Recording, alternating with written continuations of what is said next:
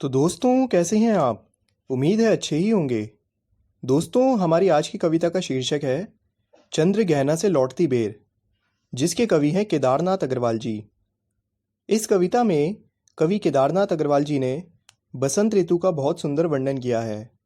फाल्गुन माह में बसंत ऋतु का आगमन होता है और बसंत ऋतु के आने से प्रकृति की सुंदरता में चार चांद लग जाते हैं। ठीक उसी समय कवि चंद्र गहना नामक एक गांव से लौट रहे थे और उसी गांव के प्राकृतिक दृश्य को कवि ने इस कविता में उतारा है। इस कविता में टोटल 9 स्टैंजाज हैं। मैं एक एक करके आपको सबका एक्सप्लेनेशन देते हुए आगे बढ़ूंगा। तो आइए दोस्तों बढ़ते हैं अपने फर्स्ट स्टैंजा की ओर। देख आया चंद्र गहना, देखता हूँ दृश्य अब मैं, मेड़ पर इस खेत की बैठा अकेला, एक बीते के बराबर ये हरा ठिगना चना, बांधे मुरैठा शीश पर छोटे गुलाबी फूल का सजकर खड़ा है। कवि चंद्र गहना नामक एक गांव से लौट रहे हैं।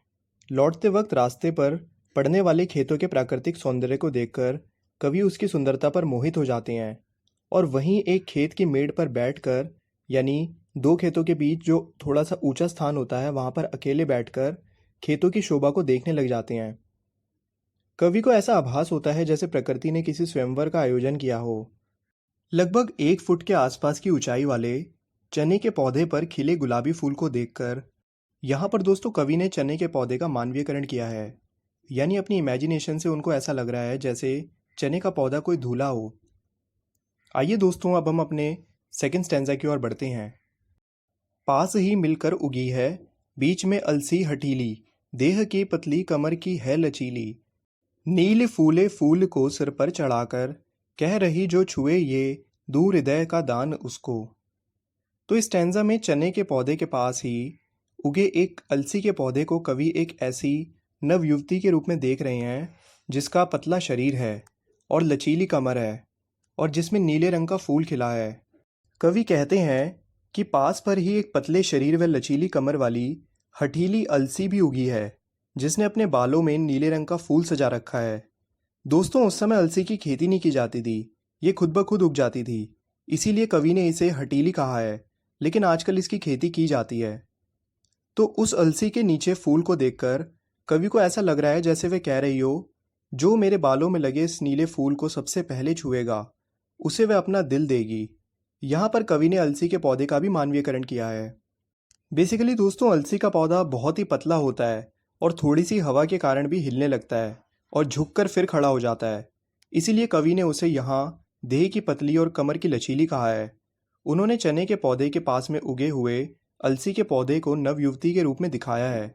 उनके अनुसार ये नवयुवती बहुत ही जिद्दी है और इसीलिए हठपूर्वक इसने चने के पौधे के बिल्कुल बीचों बीच अपना स्थान बना लिया है और इस पौधे में नीले रंग के फूल खिले हुए हैं जो ऐसे लग रहे हैं मानो कोई नवयुवती अपने हाथों में फूल पकड़कर अपने प्रेम का इजहार कर रही हो। जो उसके इस प्रेम को स्वीकार करेगा वो उस पर अपना प्रेम लुटाने के लिए तैयार खड़ी है। आइए दोस्तों अब हम अपने थर्ड स्टैंजा की ओर बढ़ते हैं। और सरसों की ना पूछो, हो गई सबसे सयानी, हाथ पीले कर लिए हैं ब्याह मंडप में पधारी, फाग गाता मास फागुन, आ गया है आज जैसे, देखता हूँ मैं स्वयंवर हो रहा है, प्रकृति का अनुराग अचल हिल रहा है। इन पंक्तियों में कवि ने खेतों के प्राकृतिक सौंदर्य की तुलना विवाह के मंडप से की है। खेतों में चने और अलसी के पौधे अपने सौंदर्य का प्रदर्शन कर रहे हैं, वहीं इन सब के बीच सरसों की बात ही निराली है। सरसों के पौधे पूरी तरह बढ़ चुके हैं और उन पर पीले रंग के फूल भी खिल चुके हैं। ये पीले फूल सूरज की रोशनी में किसी नई दुल्हन के हाथों की तरह चमक रहे हैं। सरसों की फसल पक चुकी है, इसीलिए कवि कहते हैं कि कन्या शादी के लायक हो चुकी है और अपने हाथ पीले करके इस खेत रूपी ब्याह मंडप में पधारी है। ऐसा लग रहा है जैसे फागुन का महीना सवै फाग गा रहा है। दोस्तों फाग बेसिकली होली के समय गाया जाने वाला गीत होता है। कवि आगे कहते हैं कि मैं इस पूरे प्राकृतिक स्वयंवर को देख रहा हूँ जिसमें सरसों दुल्हन और चना दूल्हा बनकर ब्याह मंडप में बैठे हैं, और जब हल्की हल्की हवा चलती है तो पेड़ पौधों, खेतों पर खड़ी फसलों व फूल पत्तों के हिलने से कवि को ऐसा लग रहा है मानो प्रकृति भी अपना प्रेम भरा आंचल हिलाकर इस स्वयंवर के प्रति अपनी प्रसन्नता व्यक्त कर रही है या फिर उनको अपना आशीर्वाद दे रही है। आइए दोस्तों अब हम अपने फोर्थ स्टैंजा की ओर बढ़ते हैं। इस विजन में दूर व्यापारिक नगर से प्रेम की प्रिय भूमि उपजाऊ अधिक है, और पैरों के तले है एक पोखर, उठ रही इसमें लहरियां, नील तल में जो उगी है घास भूरी, ले रही वो भी लहरियां। इन पंक्तियों में कवि कहते हैं कि शहर की भीड़-भाड़ वाली जगह में प्रेम का अभाव है, यानी वहाँ पे प्रेम की कमी है। वहाँ लोगों के दिलों में प्रेम कम पनपता है, जबकि इस निर्जन स्थान पर प्रेम की भूमि बहुत अधिक उपजाऊ है। यहाँ प्रेम बहुत अधिक पनप रहा है, यानी शहर से दूर इस निर्जन स्थान पर कवि को हर जगह प्रेम ही प्रेम दिखाई दे रहा है। कवि जिस जगह पर बैठे हैं, वहाँ से नीचे की ओर एक छोटा सा पोखर यानी तालाब है, जिसमें छोटी-छोटी लहरें उठ रही हैं। और उस पोखर की तलहटी पर भूरे रंग की घास फूस उगी है। कवि को ऐसा लग रहा है कि जैसे वह घास फूस भी पानी की लहरों के साथ लहरा रही है, यानी पानी की लहरों के साथ वह भी हिल रही है। बेसिकली दोस्तों, इस स्टैंजा में कवि ने गांव की प्राकृतिक सुंदरता एवं शहर की तुलना की है। उनके अनुसार शहर में रह रहे लोगों के पास इतना वक्त भी नहीं होता कि वो इस प्राकृतिक सौंदर्य का लाभ उठा पाएं। निरंतर होते निर्माण के कारण शहर में हर जगह सिर्फ कंक्रीट की इमारतें ही दिखाई देती हैं। इसलिए उनके मन का प्रेम भाव बाहर नहीं आ पाता और शहरी लोग स्वार्थी हो जाते हैं। जबकि दूसरी ओर कवि को गांव के प्राकृतिक वातावरण में अनुपम शांति मिल रही है। कवि कहते हैं कि चारों तरफ सुनसान स्थान होने के बावजूद भी खेतों में इतना प्राकृतिक सौंदर्य भरा है कि ऐसा लग रहा हो मानो यहाँ कोई स्वयंवर चल रहा हो। सभी सज धज के खड़े हैं और मंडप भी सजा हुआ है। कन्याएं सजकर अपने हाथों में फूलों की माला लेकर दूल्हे का चुनाव कर रही हैं।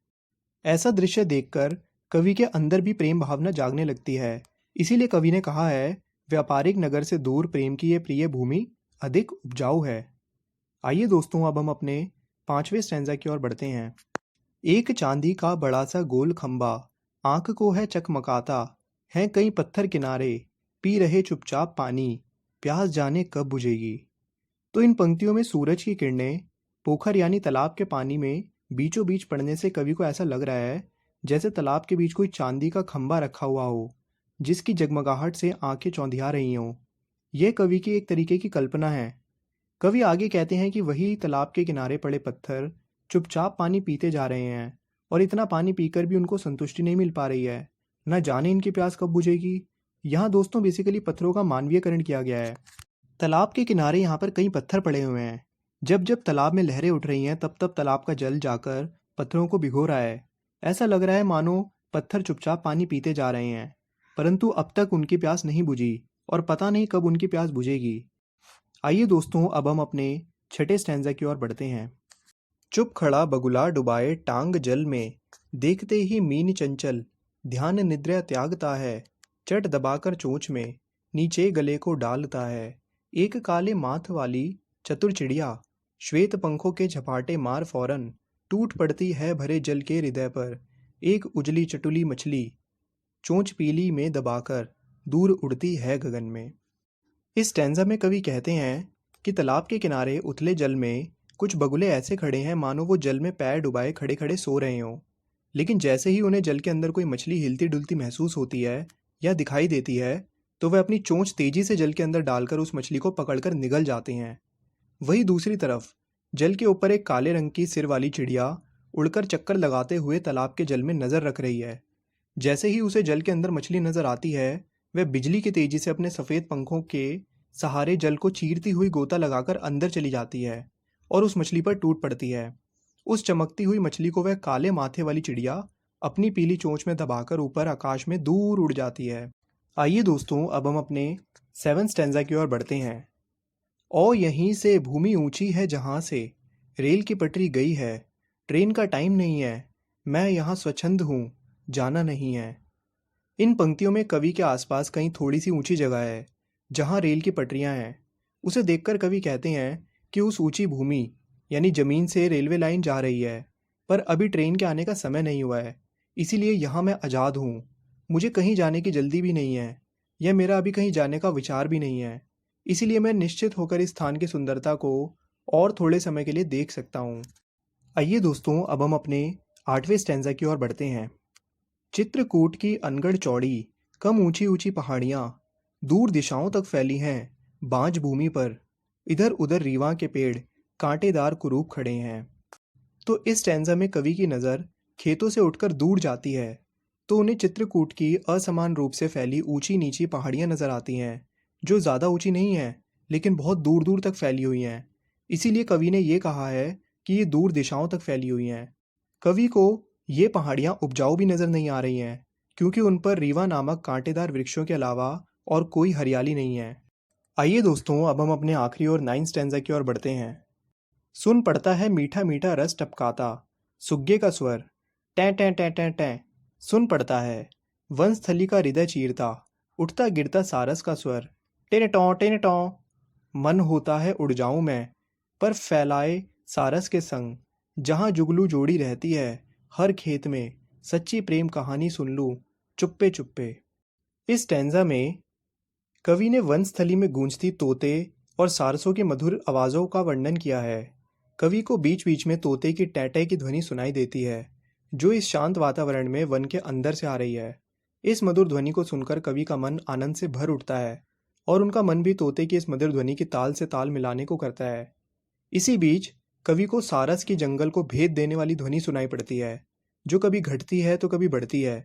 वास्तव में ये सारस के जोड़े के आपसी प्रेम का संगीत है, जिसे सुनकर कवि ये कल्पना करता है कि वह भी अपने पंख फैलाए सारस के संग उड़कर हरे खेतों के बीच चला जाए और फिर छुप कर सारसों के सच्चे प्रेम की कहानी सुने, ताकि उन्हें कवि द्वारा कोई तकलीफ ना हो और वह उड़ ना जाए।